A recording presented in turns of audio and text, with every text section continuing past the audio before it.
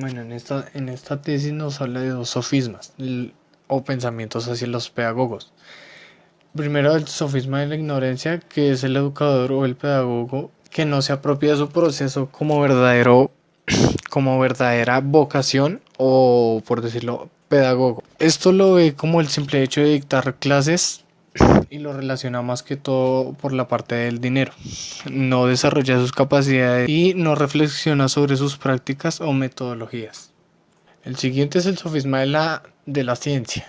Consiste en llenar las lagunas o los vacíos que se han dejado en distintas oposiciones o perspectivas en la educación y las metodologías que se han realizado a lo largo de la historia. Esto hace referencia a que tiene que el pedagogo llenarse de conocimientos específicos o estructuralizados en la educación o en su proceso como pedagogo. Y ya hay que tener la responsabilidad de hacer todo con el fin de llenar ya los dichos vacíos que ha dejado la educación.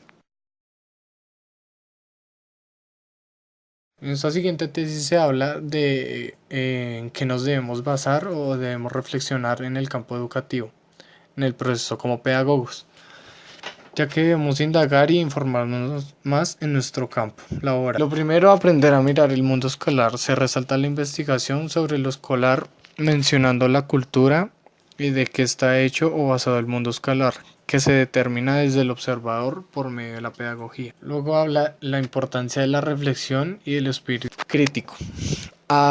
Es el adaptamiento de la diversidad que se basa más que todo primeramente en reflexionar y ver en cómo se van evolucionando los conocimientos para encontrar nuevas metodologías o maneras de realizar las prácticas y cómo educar efectivamente. Luego se habla del planteamiento de un problema, que sería tener el planteamiento de resolver esa dicha dificultad con ya concepciones pedagógicas que se han manejado en los diferentes siglos ya mencionados. En el siglo XVII se permanecían con los mismos conceptos, que sería analizar y criticar el problema desde un punto más educativo.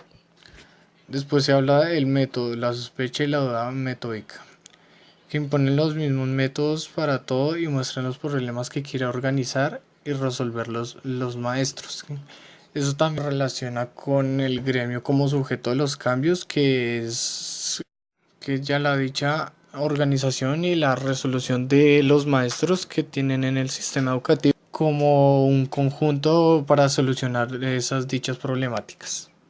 Y ya por último tenemos la dimensión colectiva de la reflexión, que hace referencia en que la reflexión individual no es suficiente y que se necesita una en conjunto, ya que es necesario basarse en varias perspectivas de los demás y hacer una reflexión mucho más sólida.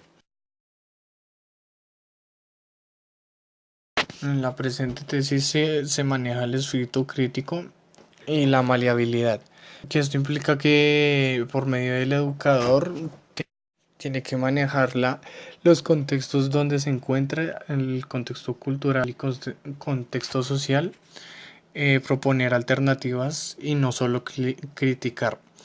En esta parte también se maneja el voluntarismo, que es cuando una persona se propone para hacer los cambios e incentivar metodologías por medio de la reflexión, observar e investigar para proponer una transformación o alternativa más adecuada.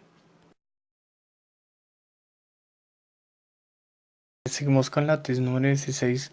Se trata más que todo de diversificación en los métodos por medio de la cultura, que se da a entender una identidad social. Se relaciona también con la investigación en los proyectos pedagógicos para diferentes necesidades y también de diversificar las culturas en diferentes contextos rurales o urbanos, lo cual nos forma para llegar a nuestro fin o a los resultados que esperamos.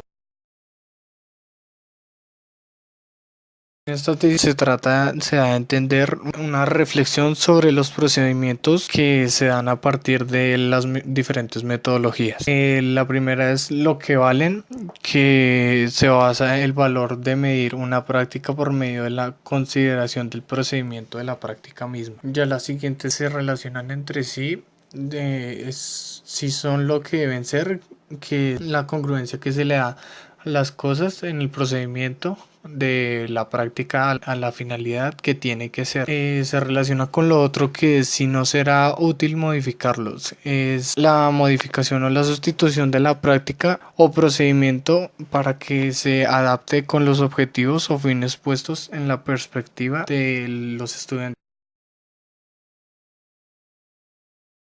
En la siguiente tesis intentamos aclarar que la educación no sería nada presente sin los hechos que hayan pasado en la historia de prácticas o procedimientos de la educación. Se hace necesaria la observación de la historia de la educación para los contextos socioculturales y la relación que hay entre, ya lo dicho, las lagunas o los vacíos que se han dejado a lo largo de la historia de la educación.